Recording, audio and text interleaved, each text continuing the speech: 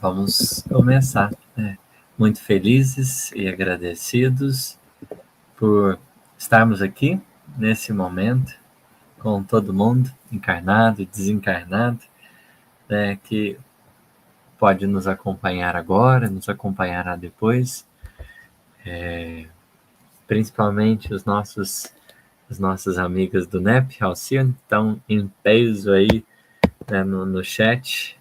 Que privilégio a gente se reunir, vamos estudar, vamos pensar um cadinho a respeito desse tema blandícias de Natal. Se a gente for olhar no dicionário, blandícia significa um gesto ou uma demonstração de afeto ou de ternura. Então, falarmos, né, das blandícias de Natal é talvez nos remetermos a essas memórias afetivas que o Natal ele nos conecta e nos impulsiona. Porque a gente precisa lembrar que o texto bíblico é sempre um convite a um lugar para a gente se conectar, mas é sempre um trampolim, porque existe uma direção para caminhar. E a gente vai aqui pensarmos hoje, né, nessas memórias maravilhosas, tão especiais, tão importantes, que estão sintetizadas em Lucas capítulo 2, verso 14. É uma partezinha interessante do Evangelho. O chat está cheio de blandices. Ótimo. Glória a Deus nas alturas, paz na terra, boa vontade para com os homens. É absurdo se a gente parar para pensar. Quando tem um evento numa cidade, você divulga nas redes sociais, faz banner, folder, prepara um marketing pesadíssimo. Porque se o evento é importante, todo mundo tem que comparecer. Então, o investimento assim é pesado, né? Rede social, você vai lá e investe um pouquinho, tráfego pago, enfim, porque aquilo ali precisa ser impulsionado e chegar ao maior número de pessoas. Na época de Jesus, vamos voltar no passado, tivemos uma equipe de marketing contratado pela comunidade dos espíritos puros. Uma equipe muito diversificada. Primeiro, teve a primeira onda, os marqueteiros chamavam profetas. O pessoal fez, né, divulgou bonitinho. Ó, vai vir, não sabemos quando, nem a hora, nem o momento, mas espera, tá chegando, né? Vai ter assim um evento na Terra que ninguém pode perder. Já confirma, compra camarote, né? Não faz a besteira de perder, marca no calendário. Os profetas foram os primeiros marqueteiros da comunidade de espírito puro. Todo mundo, pelo menos 600 anos de espera. 600 anos. Tem que ter paciência também. Né? O recado foi repetido. Né? Ficou assim, não flopou, né? Tava tudo certinho assim, ficou bem bacana. Só que teve uns profetas que entenderam melhor o combinado com a equipe da comunidade de espíritos puros e outros entenderam menos. Mas, enfim, o marketing foi feito. O Messias divino viria encarnar na Terra. Viria encarnar na Terra. Por quê? Por que tinha que encarnar? Vamos pensar, vamos nos ligar ao contexto. violência, opressão, estupro, assassinato, corrupção. O cenário humano estava manchado de sangue, estava manchado de violência. Então, se a gente olha para os panoramas sociais da Terra, tinha muita gente fazendo besteira. Então, a comunidade de espíritos puros, que, sob a direção do Cristo, sob a direção dele não, do qual ele é um, fez uma reunião de departamento, falou assim, olha, nós precisamos intervir. A primeira lição do Natal, glória a Deus nas alturas. Kardec vai deixá-la muito clara quando ele escreve um item na Gênesis chamado a providência divina. A providência é a solicitude do Criador para com a criatura. Se a gente olha, todo mundo tinha consciência. Todos os espíritos encarnados na época, antes de Jesus, na época dele, não tinha ninguém desprovido da consciência. Ninguém. 621. A lei divina já estava acessível. Volume 1, 2, 3, 4, 5. Estava tudo disponível. Tudo disponível. Mas é preciso convir.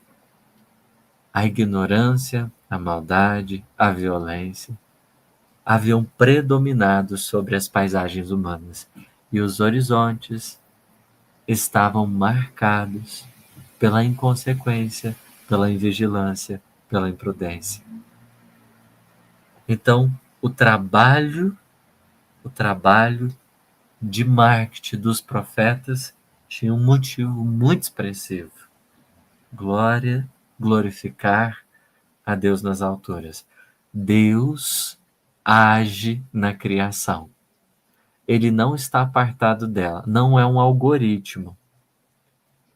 Deus está acompanhando a trajetória evolutiva dos espíritos que estão sobre a Terra. E além dela, há uma supervisão direta disso. Mais do que pensarmos na supervisão, o que esse olhar divino sobre a Terra significa? Nós não somos um barco abandonado que está caminhando em qualquer direção. Todos os mundos são conduzidos a um projeto divino. A um projeto divino. O bem é a diretriz divina para todos os planetas e para todas as criaturas. Isso quer dizer, há um rumo. Então a intervenção de Deus, ela só precisou se dar por quê? Porque entendendo que o ser humano estava desconectado, era preciso fazer um esforço de reconexão. Parar o volume, o fluxo contínuo de inconsciência para introduzir um novo movimento. E nesse particular, a gente precisa considerar uma coisa muito linda, porque quando a gente sabe que tem uma pessoa fazendo besteira, normalmente a gente é pouco educado para avisar ela. Muito pouco educado para falar que ela está errando. Muito pouco educado.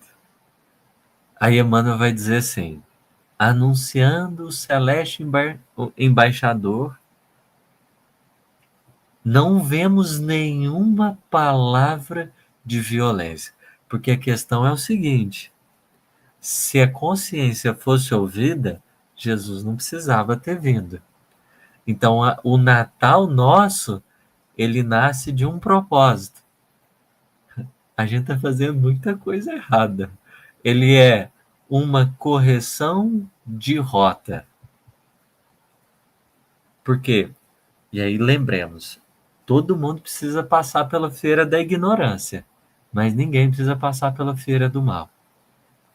Como o trabalho divino não é de destruir, mas é de reconstruir, a caminho da perfeição, a encarnação do Cristo vem de maneira muito especial. Porque ele veio para falar assim, gente, pera lá, você está doido? O que vocês estão fazendo da vida? Vamos meditar, vamos pensar um tiquinho. O que é isso? Então, a encarnação do Cristo, em primeiro momento, é uma advertência para fazer a gente acordar. Só que é o evento mais importante que o nosso planeta, enquanto seres encarnados, teria. O marketing foi pesado, muitos profetas, avisou bem antecipado para todo mundo ter roupa para a ocasião, e no dia, na hora que Jesus estava para nascer, é até brincadeira, tinha animais para acompanhar o fato mais expressivo que a gente teria até a construção dos mundos celestes. Uns animaizinhos, o berço feito de palha, não tinha nada, uma decoraçãozinha, umas luzinhas, não tinha palco montado, não teve discurso, mas imagina o olhar de uma mãe, imagina o olhar de um pai. A primeira vez que eles olharam para o Cristo. Porque se todo mundo estava desligado, ninguém compareceu no evento, todo mundo arrumou outros compromissos. Tinha uma mãe que durante 9 meses estava ansiosa, sentindo aquela barriga mexer para poder pegar aquele menino no colo, para poder olhar para ele, para poder recebê-lo, dizer: "Ser bem-vindo". É um evento extraordinário. Na Terra, silêncio, lágrima, emoção, coração.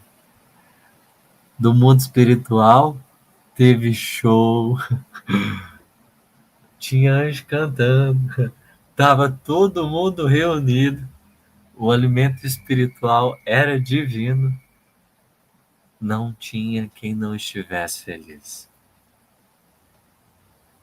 Não tinha quem não estivesse feliz. Aí entra a segunda equipe de marketing, já que os profetas não foram suficientes, teve que ter efeito especial. Os marqueteiros foi buscar no campo os pastores, falando assim: olha, sabe, aquele que todo mundo estava esperando, pois é, já chegou.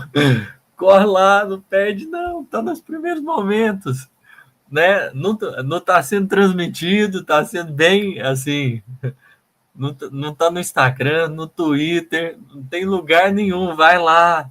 Não vai ficar gravado, não vai ficar gravado na câmera humana, esse precisa estar gravado na alma. Eles saem, os anjos cantando, glória a Deus nas alturas, paz na terra, boa vontade para com os homens. E eles vão lá marcar presença, receber aquele coração querido. Não tem violência. A gente estava equivocado. Talvez muitos de nós, nos palácios, nas suntuosidades, no luxo, a gente não estava lá, não estava presente. Mas não teve nenhuma palavra de violência, não teve ninguém cuspindo marimbondo, não teve ninguém violentando nenhum coração. é maravilhoso a gente pensar que, diante do trabalho de Deus, a criatura erra, mas, como Emmanuel vai dizer, Deus não desce para errar. O Natal é a memória do cuidado de Deus com as nossas vidas. Porque você pode estar seguindo os piores caminhos. O Criador vai ter as melhores resoluções para intervir em seu favor. É um amor infinito que se revela no Natal. Porque se a gente parar para pensar, ninguém merecia. Ninguém merecia esse evento. Ninguém merecia. A gente não ia dar conta de chegar até ele, mas ele veio até a gente. Então, glória a Deus nas alturas. O trabalho de Deus é bom todo tanto que a gente parar para pensar. Nas nossas vidas, nos nossos destinos, porque quantas vezes a gente também não estava nessa condição de inconsciência, a gente foi encontrado amorosamente pelos diversos meios e caminhos da providência divina. Uma mensagenzinha, olha, para, será que é isso mesmo? Repensa. Será que tem necessidade disso? E aí, nós temos o segundo compromisso: paz na terra. Paz na terra. Não teve palavra de violência, ninguém foi ofendido, ninguém foi julgado, ninguém foi condenado. E a gente pode até lembrar, Jesus, quando na presença da mulher adúltera, diante de todo mundo que estava doidinho para que ele descesse a lenha, ele silencia e escreve com o dedo na terra. Ali é a descida. Jesus preferiu, ao invés, né? Imagina, Jesus com as capacidades que ele tinha, espirituais, que a gente ficou conhecendo algumas delas, poderia, né, da alta governadoria, ter feito uma mensagem de fogo no céu, deixado pelo menos 10 anos assim, ó, seus excomungados, pelo amor de Deus, não faz isso, não. Né? Presta atenção, o que vocês estão fazendo com a terra? Vinham trabalhar junto, não teve mensagem de fogo ameaçando, não teve nada. Teve alguém que encarnou, que teve que ser trocado, que teve que aprender a andar, que teve que aprender a falar, que nasceu dentinho. Você tem uma criança aparentemente simples, uma infância simples, mas que era uma criança diferente. Porque o Lucas vai dizer também, dentro de casa, ele crescia em sabedoria, em estatura, e Humberto Campos vai fazer questão de dizer o quão sagrado era a presença de Jesus. Então, Deus interveio e sustentou um compromisso: paz na terra. Não teve nenhum apelo à maldade, à violência, até as últimas consequências. Jesus falou: olha, eu não vim aqui destruir ninguém. Vim visitar vocês. O meu pedido, o meu apelo é por paz, gente. Vamos pensar, vamos meditar. Paz é só isso. Por isso que quando a gente vai olhando as bem-aventuranças, ali fica materializado o compromisso da paz na terra. Porque ele está dizendo assim: bem-aventurado você que é pobre em espírito. Vamos imaginar que você ser pobre em espírito naquela época é diferente de ser hoje. Se hoje a gente tem dificuldade de entender humildade coletivamente, você ser humilde naquele momento não é fácil. Difícil demais. Você ser aflito hoje é difícil. Aflito naquela época é muito mais complicado. Hoje, se você passa dificuldade material, você tem instituição que às vezes pode te ajudar com a cesta básica.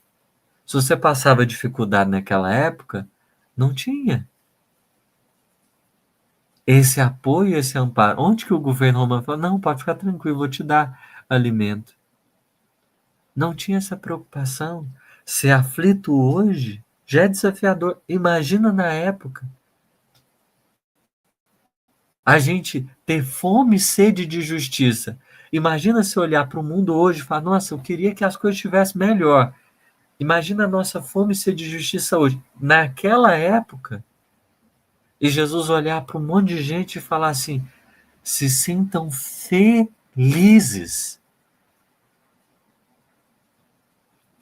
porque vocês estão nessa condição. Porque o que representa o bem-aventurado naquela época? Uma alma que decidiu não ter compromisso com o mal, deliberado. É uma alma que está em aprendizado, mas é um espírito que falou assim, olha, não preciso machucar, ferir ninguém, deixa eu cuidar da minha vida, da minha trajetória com toda a dignidade. Esse é o bem-aventurado daquela época. É a mensagem paz na terra. É um momento legítimo que Jesus está deixando bem claro. A plataforma de trabalho dele. Se a gente olhar a sensibilidade que Jesus teve com cada alma, porque ele olha para a mulher adúltera, não tem pedrada nos acusadores e não tem pedrada nela. Porque é uma coisa importante da gente pensar. Hoje a gente fala assim, tá, fulano de tal foi muito, mas muito maltratado. O que ele está fazendo, revidando, é pouco diante do que o outro fez. Existe um discurso que ainda privilegia, talvez, esse revide como o outro tendo uma dívida, ele está pagando. Ainda existe isso. Jesus olha para quem está sendo agredido e para quem está agredindo, para quem errou, para quem não errou e está só condenando, e ele tem a mesma postura de paz. Porque não é puxando extremo que a gente vai chegar em algum lugar. Então, não tem endossamento de quem ofende, nem de quem é ofendido. Tem um estabelecimento, e Jesus vai deixar claro isso no Boa Nova. O reconhecimento de uma irmandade. Para quê, gente? Vocês é irmão. Uma postura dessa, um comportamento desse, o laço de irmandade é refeito para que as pessoas pudessem entender de uma vez por todas. Não tem esse Deus abençoa, né, a mim diante dos outros. Olha, Deus é pai de todo mundo. E o cuidado veio para que integralmente todos os corações fossem atendidos. Porque a paz precisa se estabelecer e cada um seria cuidado. O marqueteiro principal do time, chamado Isaías, já tinha falado sobre isso. No banner de divulgação, no currículo que eles divulgaram de Jesus, bonitinho, lá na page do, do Instagram, tava lá assim, ó, ele levou para si as nossas dores e carregou para si as nossas enfermidades. Estava lá no currículo apresentado Isaías, né, o principal divulgador. Deixou bem claro o compromisso ético de Jesus com as necessidades humanas, com as dores. Então, o Natal é Deus intervém, mas ele vai intervir para curar cada uma das enfermidades morais da criatura humana. Cada uma das enfermidades morais da criatura humana, para que se estabeleça interiormente um novo paradigma, uma nova busca, um novo modelo. Só que diante disso tudo, tem uma coisa: a providência divina age em nosso favor, mas para que a partir daí a gente vá para o terceiro passo: boa vontade para com os homens. Então, se a gente observar, o Cântico dos Anjos gestualmente falando, a gente busca de cima, recebe aqui para estender assim. Gestualmente falando, né? Desce para transbordar. Se a gente olha boa vontade para com os homens, vamos lembrar de um episódio aqui do Evangelho importante. A cura de um obsediado, que vai simbolizar para a gente esse processo. Jesus comprou passagem, foi de uma extremidade para a outra do Mar da Galileia. Viagem tranquila, calma, ele e os discípulos, primeira classe, estava todo mundo tranquilo. Ele chega no destino, né? Eles embarcam lá e tudo mais. Chega no destino, tinha uma pessoa para receber ele. Quem é essa pessoa? Uma pessoa, um doente mental. Uma pessoa que estava enferma, profundamente obsediada. Não tinha comitiva, não tinha segurança, ninguém. Tava lá uma pessoa, né, passando por processos espirituais, muito obsediado. Possivelmente perdeu emprego, perdeu família, perdeu tudo por causa da obsessão que estava vivendo. Todos os laços afetivos. Foi lá até o mestre. E aí, nesse momento, a gente tem algo curioso, né? Os espíritos comunicantes se manifestam, uma reunião mediúnica aberta, todos os discípulos começam a olhar o fato. Ele possivelmente não tomava banho fazia muito tempo, o mau cheiro possivelmente estava exalando. As condições eram precárias, não tinha desodorante, nada, barba crescida, condições precárias. E aí Jesus vai conversar com os espíritos para que eles pudessem, né, se retirar. Eles vão entrar numa negociação ali, vão pedir um lugar para ir. Aquela história do porco, dos porquinhos, pensa no prejuízo material. Pensa na bronca que Jesus levou por causa desses porcos, gente do céu. Porque os espíritos deixam a pessoa, ela fica bem, só que aí eles precipitam os porquinhos no abismo. Morre. Imagina um dono de gado, fazenda, de repente aparece morto. O salário, os, a fonte de renda dele deu um problemão na cidade. Todo mundo ficou, os donos de porco ficou assim horrorizado, né?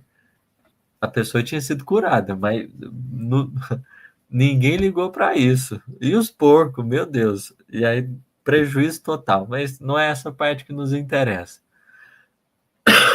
Jesus vai intermediar o conflito, tudo mais.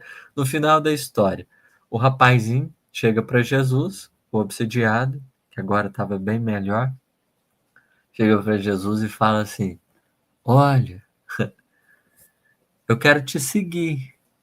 Aí Jesus olha para ele e fala assim: amigo, vai para sua casa, volta para os seus e anuncia-lhes quão grandes coisas o Senhor te fez.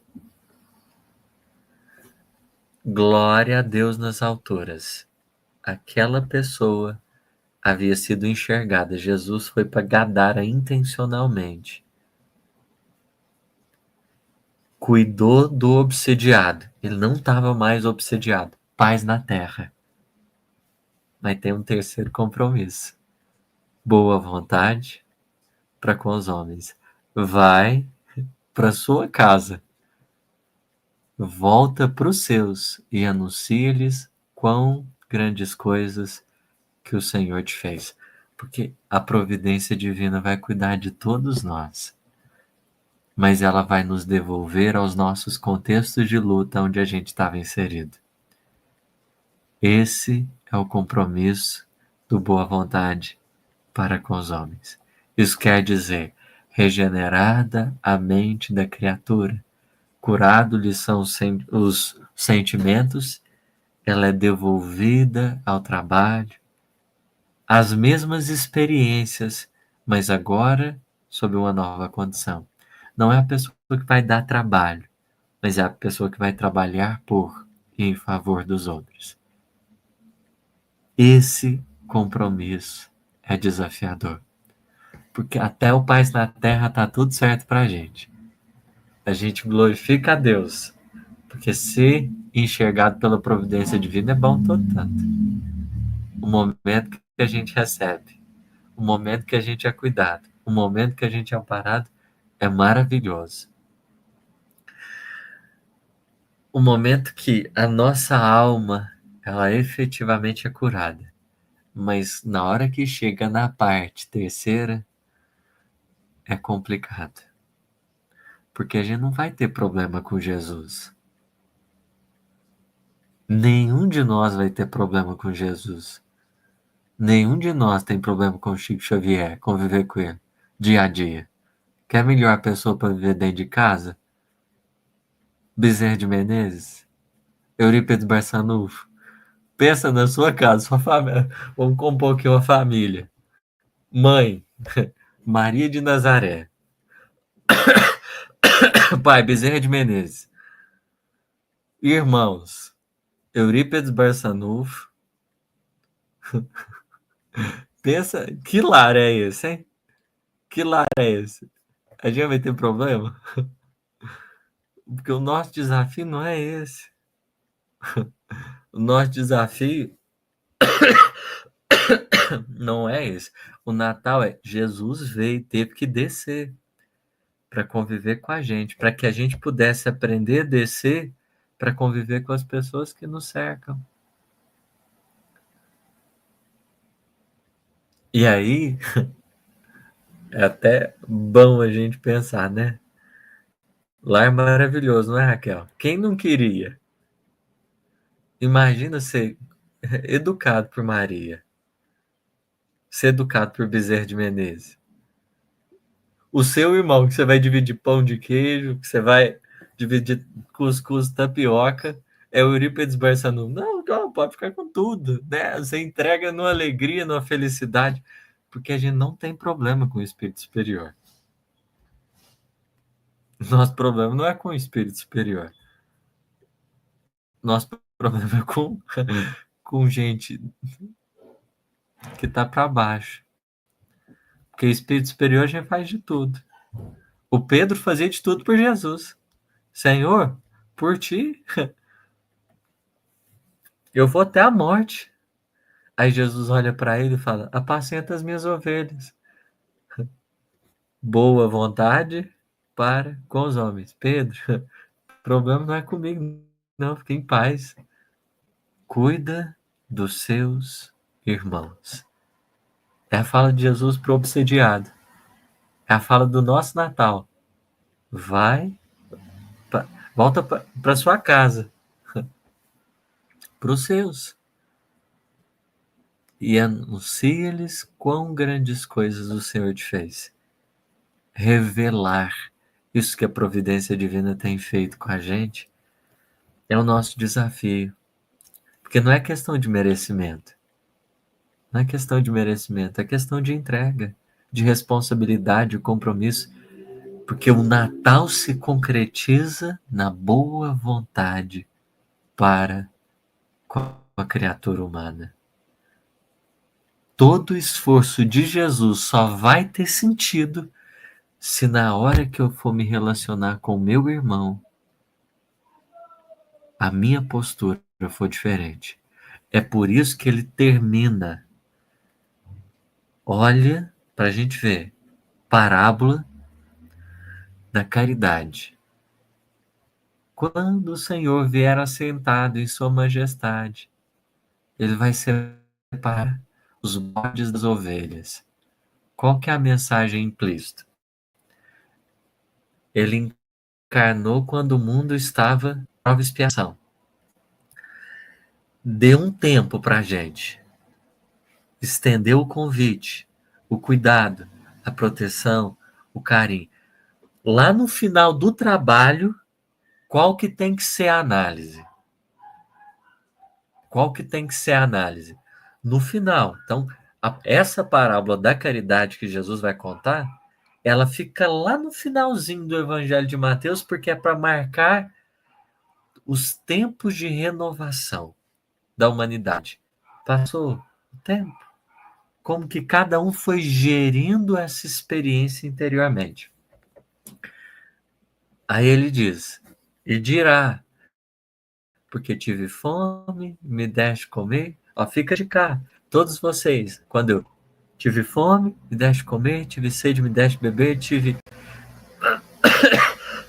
nu, me vestistes, estive doente ou preso e foste me ver. Senhor, mas como assim? Em que momento? Em que momento você estava nessas condições e, e eu fiz isso? Boa vontade para com os homens. Em verdade vos digo que quando fizestes a um desses pequeninos, a mim mesmo o fizestes.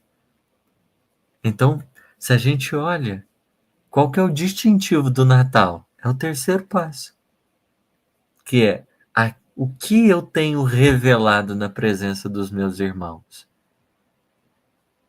Porque esse é o ápice do Natal, que representa a transformação efetiva do meu compromisso com a existência. Eu encarnei para quê? A gente vai aprender a lidar com a matéria, mas os espíritos ajudam a pensar. A gente tem um lugar para ocupar. E servir boa vontade para com os homens. Porque se tem um trem que não faltou em Jesus, foi boa vontade de trabalhar. E é só a gente fazer um exercício de aproximação. Gente, viajar de a pé. Um Cristo que viaja na velocidade do pensamento, que não precisa se alimentar, deixar os amigos dele, comunidade espírito puro, todo mundo que entende o que é Deus, você chega para encarnar. Um discípulo seu chega no final de 3 anos de convivência e diz assim para você: Senhor, mostra-nos o Pai. É assim, é de encher o coração de orgulho. O seu discípulo. Aí Jesus olha para ele e fala assim: Ô Felipe, ô Felipe, não, isso não, Felipe. Pelo amor de Deus. Você está convivendo comigo há tanto tempo, até hoje você não viu? Então, se a gente imagina o papo de Jesus com os espíritos puros, química cósmica, física cósmica, biologia cósmica, matemática cósmica, sociologia cósmica, o nível, quando Jesus senta à mesa com a comunidade, o nível dos assuntos. Ele encarna, faz um gesto, né, magnetiza a água, todo mundo acha